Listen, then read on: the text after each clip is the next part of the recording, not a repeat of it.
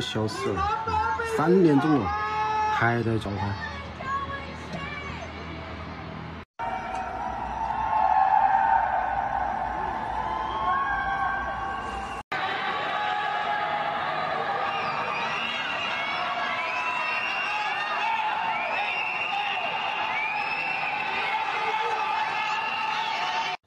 凌晨3点，听到外面敲门。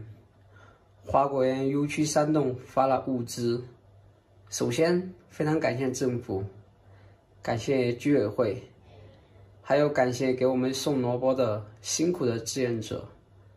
但是我想说，就发这么一根萝卜，没错，闭关第4天就收到了物资，一根萝卜。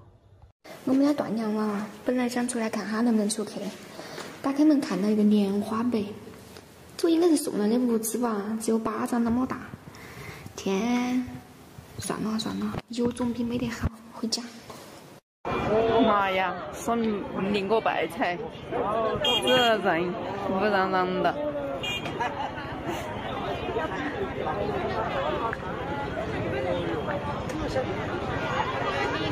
天，直接抢不动啊！第1天都只抢到2根冰棍。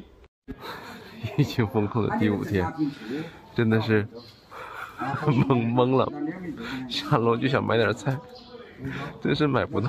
哎呦我！老板，你看看有哪嘛？有面条没得嘛？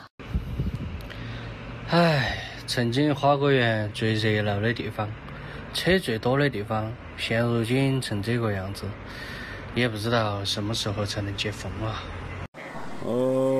今天凌晨5点，乾陵公园全城封闭，任何人不准进出。哎呦，这事情恼火了。